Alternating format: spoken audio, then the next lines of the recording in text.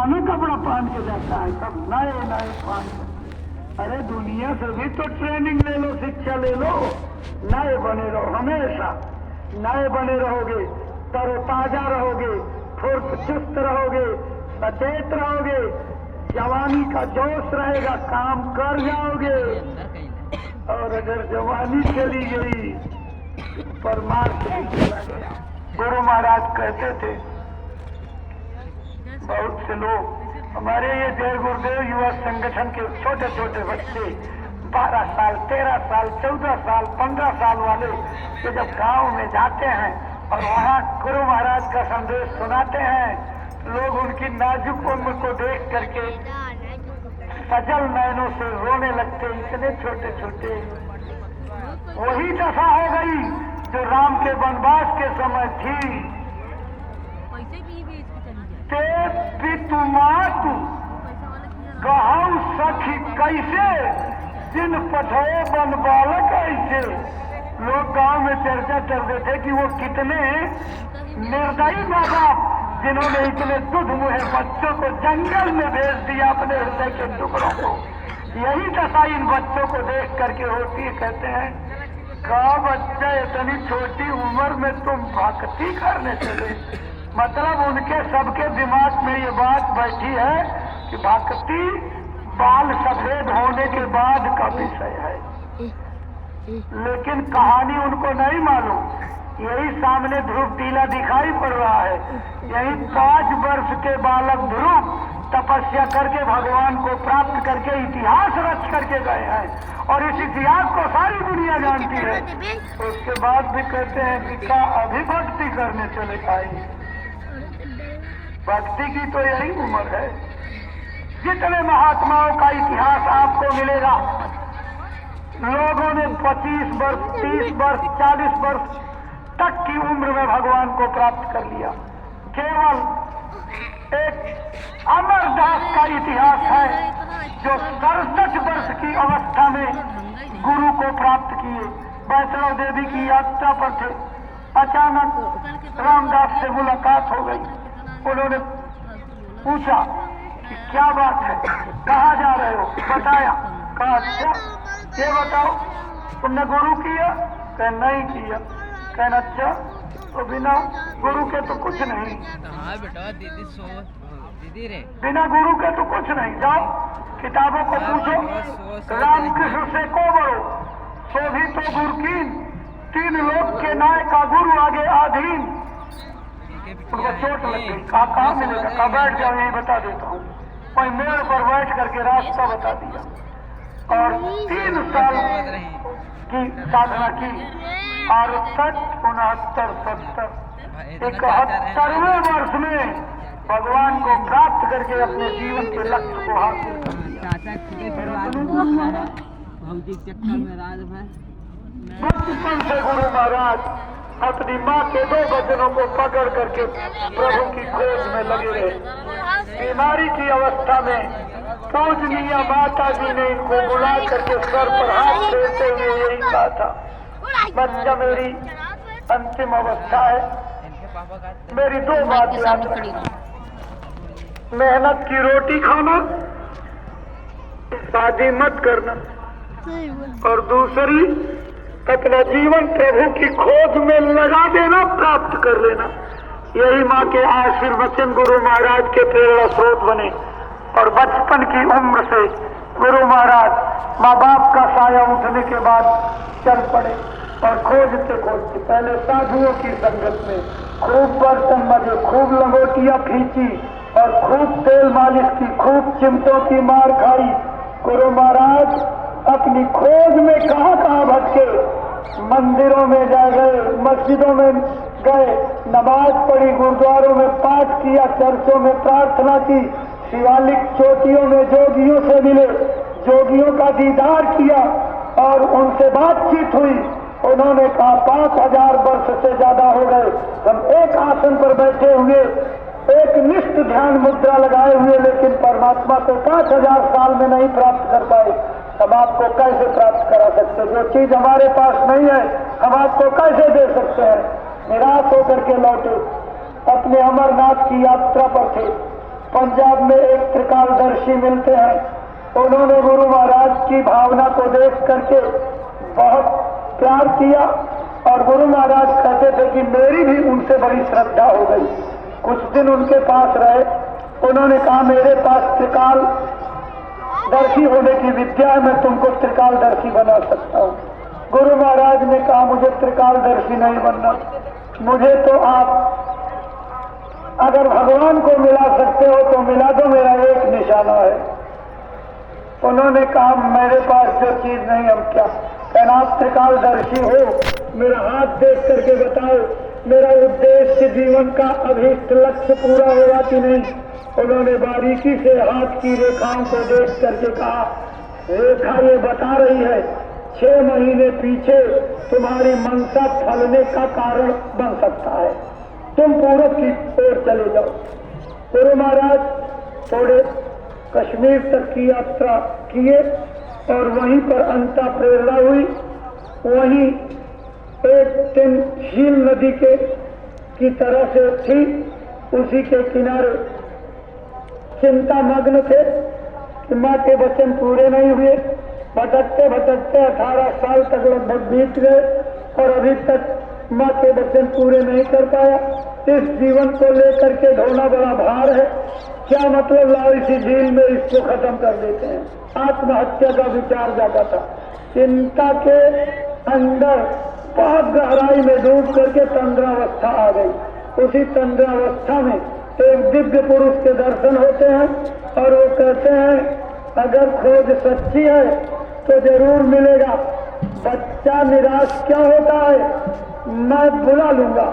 यही दिव्य दर्शन देकर बाड़िया उच्चारण करके जैसे गुरु महाराज को चोट लगी तो देखा अंतर ध्यान हो चुके थे, केवल झील पहाड़ और नदी का पानी।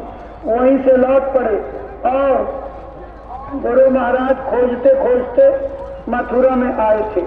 एक पंडित जी के घर नाव बनाने का काम होता था, उन्हीं के यहाँ रात को चर्चा होती है। वही पंडित जी कहे मैं एक ऐसे महापुरुष को जानता हूँ जो रोज भगवान के पास आते जाते हैं। स्वामी जी ने तीव्र इच्छा से कहा चलो मिलाओ, कहाँ मिलेंगे। आज सवेरे चले, कल सवेरे नहीं, इसी समय बताओ हमको वो महापुरुष कहाँ मिलेंगे।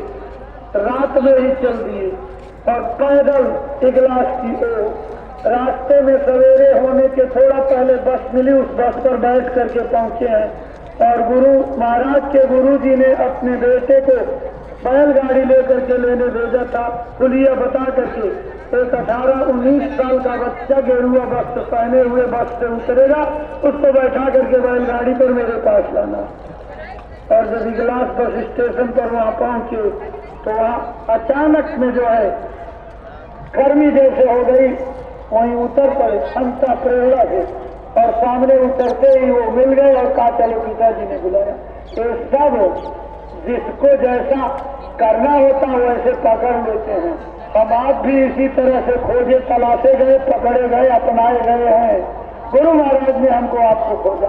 कहने का मतलब कि गुरु महाराज बहुत भटके।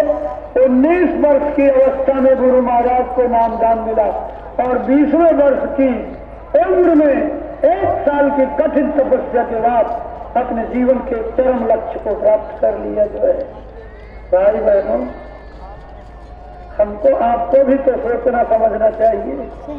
तड़प पैदा होनी चाहिए, विरह पैदा होनी चाहिए, उस चीज को पाने की लालसा पैदा होनी चाहिए। अपने को भक्ति के मार्ग पर ला करके पहचान बनाने की ख्वाहिश नहीं होनी चाहिए। बोर्ड लगा करके नहीं चलना चाहिए। हम भक्त हैं, दिखावटी भक्ति किसी काम की नहीं। निर्मलता लाइए, अपने अंदर की बुराई और खोट को निकालिए, कचरे को निकाल दीजिए, तब दया रूपी दूध आपके बर्तन में भरेगा। जब तक कचरा अंदर में भरा रहेगा दूध दया का नहीं भर सकता। इसलिए मालिक की दया पाने के लिए अपने स्वभाव में परिवर्तन कीजिए, आदतों में परिवर्तन कीजिए, अपने व्यवहार में परिवर्तन कीजिए। वक्त बदलने का है, बदल जाइए, नहीं समय आपसे बदला ले लेगा। और जब समय बदला लेगा आपका कोई जोर नहीं चलेगा। आगे समय बदला लेने वाला है, कर्म का बहुत बड़ा चलेगा। उस विपत्ति में गुरु की दया के अलावा कोई काम नहीं आएगा। गुरु बचा लोगे जिसको वो बच जाएगा, और लोगे नजर तो वो फंस जाएगा। अगर गुरु की दया दृष्टि हट गई तो कोई उबार नहीं सकता। कबीर ते नर अंध है, गुरु को कहते आओ, हरि रूठे गुरु ठार है, और गुरु रूठे नहीं ठोर। गुरु की दया की नजर आपके ऊपर से हट गई, कोई ठौर ठिकाना नहीं पड़ेगा। इसलिए महाराज जी ने कल शुरुआत क्या की थी? गुरु का ध्यान कर प्यारे, बिना इसके नहीं छूटना। गुरु के ध्यान के बगैर, गुरु की श्रद्धा के बगैर, गुरु की सेवा के बगैर, गुरु के आदेश बजाने के बगैर, गुरु के सैन बैन को समझ करके उस पर चलने के बगैर छूटने का और कोई तरीका नहीं है। इसलिए गुरु के इशारे को समझो। वे बंदे जो गुरु के सैन बैन को नहीं समझते, अपने मन के इशारे पर अपने जीवन का लक्ष्य भटका देते, वो अधोगामी होते हैं। ऐसे ही लोगों को निगुरा कहा जाता है। निगुरा माने वो नहीं जिनको गुरु नहीं मिले हैं। गुरु मिलने के बाद भी जो गुरु के हुक्म की अवहेलना करते, गुरु के आदेश को टाल जाते, उल्लंघन करके मन का हुक्म बजाते, ऐसे निगुरा मुझको ना मिले, पापी मिले हजार। एक निगुरे के शीश पर लख पापिन का भार। एक वो गुनहगार निगुरा जो गुरु के आदेश को ढका बजा करके और उनकी दया की नजर से ओट हो गया, दरबार से दूर हो गया, उसके मुंह को देखना लाख पापियों का भार लादने के बराबर है।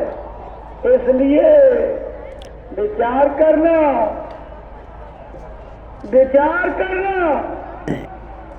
ऐसे गुनाह करने वाले लोगों का मुंह देखना कितना बड़ा पाप है। आप आशा बांधे हो, आशा केवल गुरु से बांधो, जिसने आपको नाम की डोरी पकड़ाई, जिसने आपको नाम का भेद दिया, जिस रूप में बैठ करके दिया, उसी रूप में हर कदम कदम पर मिलेंगे और आपकी अंगुली पकड़ करके ले चलेंगे अपने घर की ओर। जब तक आप जाग करके अपना काम नहीं बना लोगे, गुरु महाराज शरीर से अपना समय पूरा करने के बाद त्रिकुटी मुकाम पर बैठ करके अपने प्रेमी की इंतजारी करते हैं। एक विरहिणी वियोगी बन करके अपने पति का क्या इंतजार करेगी जो गुरु अपने बंदे का करते हैं। गुरु की इंतजारी के आगे सारी तपस्याएं फेल हैं। गुरु तड़पते हैं बैठ करके, मेरा भूला भटका प्रेमी कब आवे, क्यों बाहर गए की लाज है। गुरु महाराज भी तो इशारा कर गए, मेरी इसी संगत में कबीर के नामदानी, गोस्वामी के नामदानी, मीरा के नामदानी, चरणदास के सब पड़े हुए। मौके पर नामदान मिल गया, मन सैलानी के वशीभूत हो गए, भजन नहीं कर पाए। संत के नामदान मिलने का नतीजा होता है मनुष्य शरीर मिलता जाता शरीर मिलता जा रहा है, भजन नहीं कर पाए। तो बैठे इंतजार कर रहे हैं कब आवे, अंगुली पकड़ करके पार करें और छुट्टी पाओगे। लेकिन आप निर्दयी हो कि वो बैठे आपकी तपस्या के लिए इंतजार कर रहे और आप जो है बात ही नहीं समझते। गुरु के बगैर रास्ता नहीं चलेगा। प्रेमी भाई बहनों,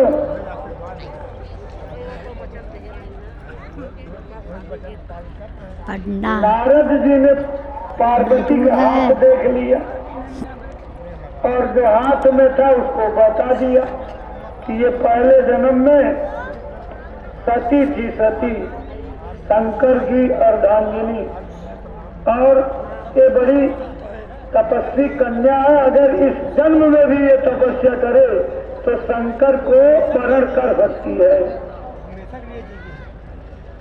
बात पकड़ लिया और चली गई जंगल तपस्या करने के लिए। सूखी पत्तियों का आहार करती थी, सूखी पत्ती खा करके तपस्या की पार्वती ने, और एक अवस्था ऐसी आई कि सूखी पत्तियों को भी छोड़ दिया खाना, निराहार रह करके, और शंकर की तपस्या की। रामायण में लिखा हुआ है, तब सो तजेऊ सुखाने परना सती नाम तब भयो अपर्णा। जब सती ने यानी पार्वती ने सूखे पत्तों को खाना बंद कर दिया, तब से उनका नाम हो गया अपर्णा। उनकी कठिन तपस्या को देख करके शंकर जी सप्तर्षियों को भेजते हैं, जाओ उसके प्रेम की परीक्षा लेके आओ कि वास्तव में हमारे लिए सच्ची विरहाग्नि है उसके अंदर की कच्ची भक्ति तो नहीं है। जब गए सप्तर्षियों ने कहा कि देवी बड़ी कठिन तपस्या कर रही हो, किस लिए?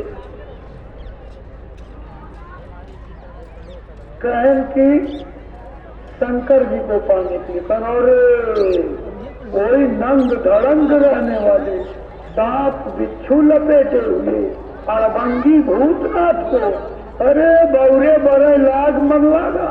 ऐसे बौराए आदमी पगलट के ऊपर आपका दिल आ गया। अरे विष्णु जैसे कोई सुंदर आदमी की आप तपस्या करती तो बात बौरे बड़े लाग मन लगा, और बौरे बर पर तुम्हारा दिमाग। उनको बहुत खराब लगा।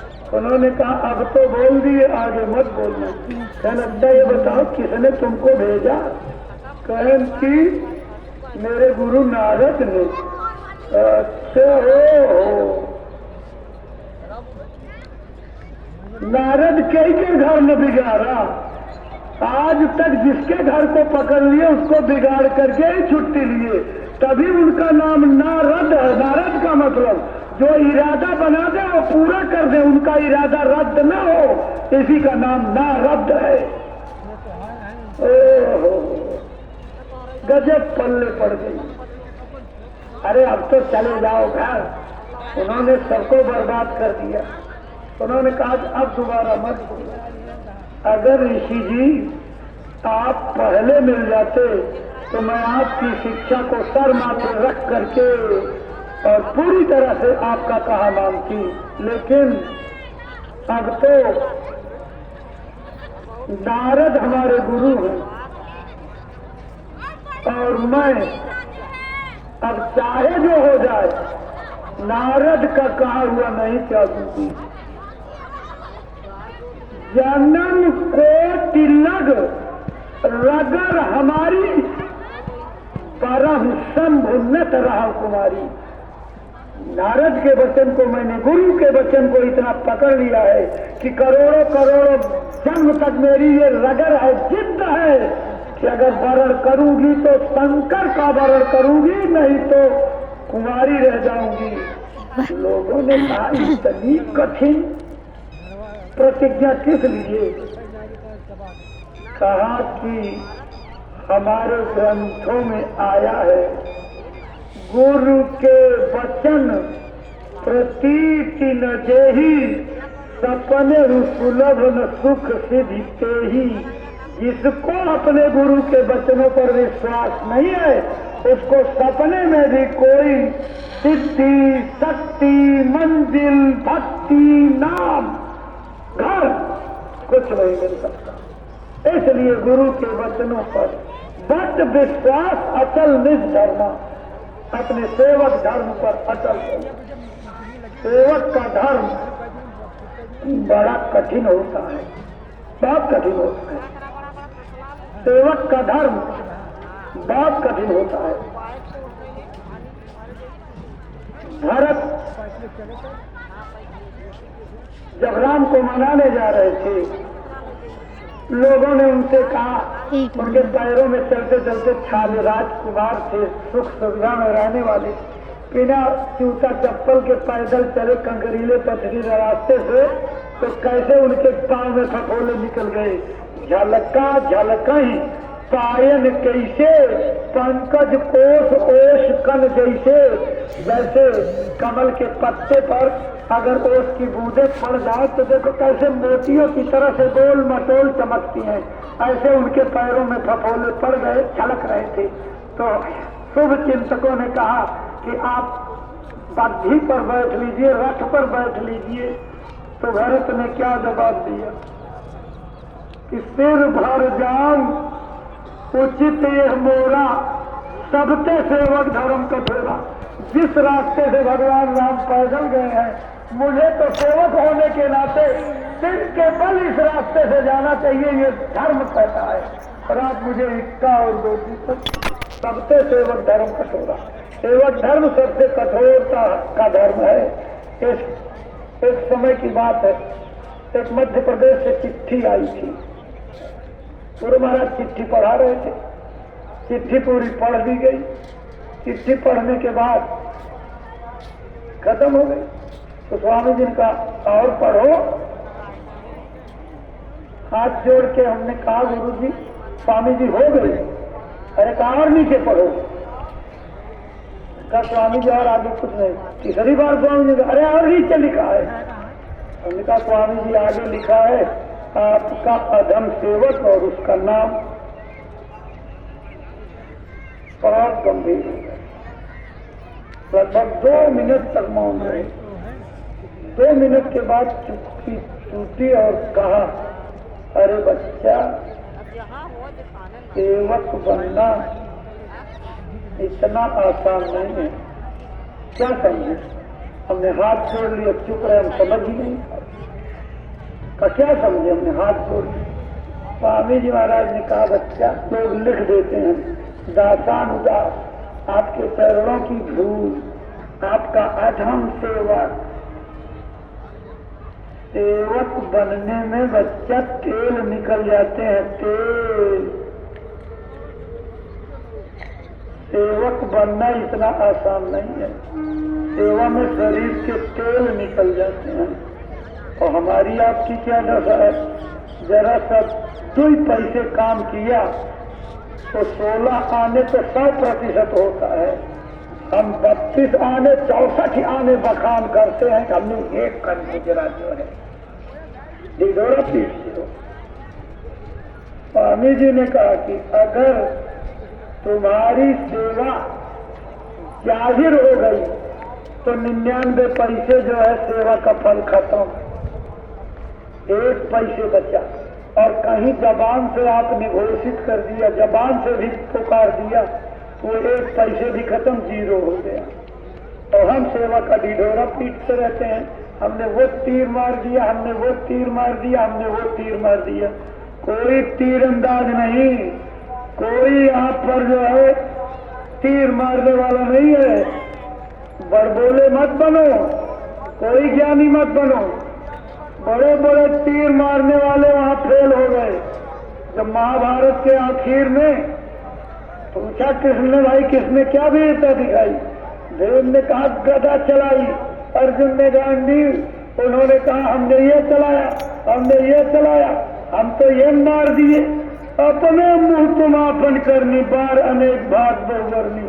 और सब बखान करने लगे तो कृष्ण ने कहा रुको, जिसने पूरा महाभारत देखा, चलो उसके पास चलते हैं। तो बर्बरीक के पास गए। बर्बरीक से पूछा, चरणों पर गिर पड़ा, कहा महाराज आपका दर्शन हो गया? अरे कहें मैं दर्शन क्या, मैं तो इन लोगों की बात पूछने आया। ये सब कह रहे हैं महाभारत के योद्धा लोग कि हमने तीर मार करके कर दिया, सब महाभारत खत्म। जरा तुम बताओ तुमने क्या देखा? उन्होंने कहा कि हजूर, हमने ये देखा कि ये सारे योद्धा जैसे स्टेचू लेकर के खड़े रहता है बिजू का, ऐसे तीर धनुष गदा लेकर के खड़े हुए हैं। अकेला एक चक्र सुदर्शन चल रहा और वही सबकी गर्दन काटता हुआ सबको खत्म करता जा रहा। सबके सिर झुक गए, शर्म के मारे सारी वीरता ठंडी पड़ गई। ऐसे आप भी तीरंदाज बनते हो, आप कुछ नहीं करते, सारा काम जय गुरुदेव नाम का चक्र सुदर्शन कर रहा है। गुरु महाराज की दया कर रही है। अंधे मत बनो, बहरे मत बनो, अज्ञानी मत बनो, मूर्ख मत बनो। अपने ज्ञान के आगे जो दूसरे के अच्छे ज्ञान को भी नजरअंदाज करता उससे बड़ा मूर्ख कोई नहीं होता है। ऐसे मूर्खों से पाला पड़े तो चुप रहना चाहिए। इसलिए आप कुछ नहीं कर रहे हो, सब काम गुरु की दया कर रही है। आपको जस लेने के लिए खड़ा कर दिया गया। गुरु महाराज कहते थे मेरा काम सब हो करके तैयार है, मुझे तो जस लेने वाले अर्जुन की खोज है कि कोई अर्जुन मिल जाए, गांडी उठा करके और पुट की तरह से खड़ा हो जाए, दुनिया देखे कि ये गांधी वाले ने मार दिया। जस लेने वालों की खोज हो रही है। गुरु महाराज खोजते खोजते खोजते खोजते अपने समय को पूरा कर गए। आज उन्हीं के नक्शे कदम पर चलते हुए ऐसे अर्जुनों की तलाश में पूज्य महाराज जी दर दर भटक रहे हैं, गली गली भटक रहे हैं और ऐसे नौजवान हुनरमंद गुणशाली प्रकांड विद्वान लोगों की तलाश कर रहे हैं जो आने वाली वैचारिक क्रांति के आधार बनेंगे। इसलिए भाई बहनों, अपने को बचाओ किससे? विवाद से, विवाद से बचाओ। तो मम्मी साथ बड़ा विवाद पैदा हो गया है, बाहर भी भीतर भी, देखने में भी चुपचाप भी, सब मुक्त भोगी हो। बाहर संगत में कर रहे हो, लड़ रहे हो जैसे हिस्सा हथिया अटका हुआ है। घर में प्राणियों से लड़ रहे हो, अपनों से, अरे पति पत्नी भी लड़ रहे हैं, माँ बाप बच्चे लड़ रहे हैं, घर घर परिवार परिवार तो विवाद में आई है। बड़ा जहर है भाइयों इसमें। जिस रास्ते पर चले हो इसमें ये जहर बड़ा घातक है। वाद विवादे विषना और बोले बहुत उपास, मान गए सबकी सुने तो लागे सिंह समाज। लक्ष्य आपको सिंह की समाधि लगाना आपस में के बीच में मुझको खड़ा कर लो। अब मुझसे कौन लड़ेगा? न पति लड़ेगा न पत्नी, हमसे कौन लड़ेगा? दोनों चुप हो जाओ, और दोनों में से एक ही अगर चुप हो जाओ तो झगड़ा चल जाए, लेकिन चुप नहीं होते। ईंट का जवाब पत्थर से देते हो, सुई का जवाब भाले से देते हो, कैसे गृहस्थी चलेगी? नरम बनो नरम, तभी तो संत मत के जीव कहे जाओगे। गुरु महाराज कहते थे अपने आचरण और व्यवहार से इतने पक्के बनो कि देखने वालों को ये लगे कि ये सच्चे गुरु का सत्संगी है। आप अपने आचरणों को बदलिए, विवादों से दूर हो, एक नया अमृत संगतों में उतारो। मैं तो रोज ही रोज झेल रहा हूँ। मेरे पास तो सवेरे से लेकर के, अरे मैं लेट गया और रात को जो है 12 बजे के आसपास झगड़ा आ रहा है।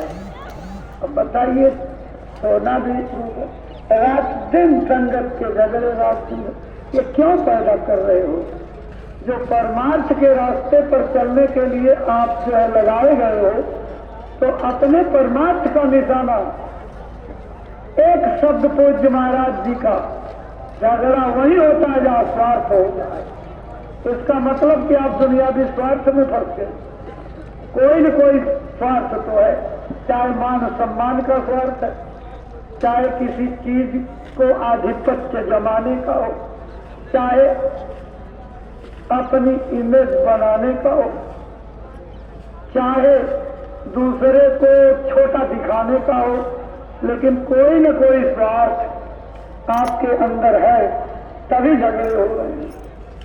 ये स्वार्थ के झगड़े आपको तरक्की की ओर नहीं ले जाएंगे, ये ले जाएंगे डुबा देंगे, किसी काम के नहीं रहोगे।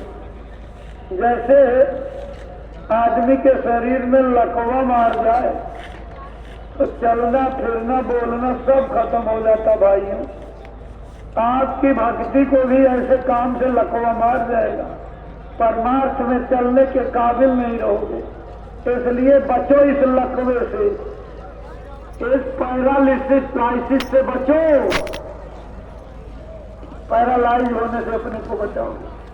ये बहुत बड़ा जहर है। ये जो झगड़े हो रहे हैं ये काल भगवान की देन है, उनके दूतों का काम है। जो गुरु बहन और हैं भाई, इसमें निस्दिन हो तो लड़ाई, निस्दिन लड़ाइयां ये काल की करतूत है। इसलिए गुरु महाराज को खुश करना है तो लड़ाई झगड़े बंद करो, एक नया वातावरण बनाओ। आपके सत्संग के वातावरण को देख करके लोग रोने लगे, आंसू बहाने लगे, प्रेम को देख करके लोग छलछला जाए, ऐसा प्रेम पैदा करो। प्रेम की इस संगत को प्रेम रूपी संगत बनाओ। ये प्रेम प्यार की संगत है, कि झगड़े और उद्दंडता की संगत नहीं, बुरे आचरण की, कड़वे वचन की संगत नहीं है। एक अच्छी दिशा की ओर कदम बढ़ाइए। अब ऐसे उपदेशों की जरूरत है जो लोगों को साफ जगह पर लेकर के चलें। इसमें सबसे बड़ा सहायक आपका अंतर्घाट पर बैठ करके गुरु की दया लेने के लिए रोना होगा। अगर अंतर दरवाजे पर बैठ करके आप अपने गुनाहों का रोना रोने लगो तो बहुत सारी बुराइयों से और विभिन्न प्रकार के कर्मों से बच जाओगे। इसलिए पहले नंबर पर ये पूरा पक्का करिए कि चाहे जितना भी हम थके मारते रहेंगे, चाहे जितना हमारे ऊपर काम का बोझ रहेगा, लेकिन भजन सुमिरन ध्यान के लिए समय जरूर निकालेंगे। भोजन का नागा भले, लेकिन भजन का नागा न होने पावे। ये देखो, कहने की केवल बात नहीं है, सबको अपने ऊपर उतारने की बात है। अगर उतार लोगे तो बहुत बड़ा फायदा आपका है। गुरु महाराज के दरबार से जो आदेश हो रहे हैं, इन आदेशों पर आपको चल पड़ना है। विचार नहीं करना कि चलूं कि न चलूं, चल पड़िए। जो चलने की सोचने लगेगा वो कभी का मत सोचेगा। इसलिए चल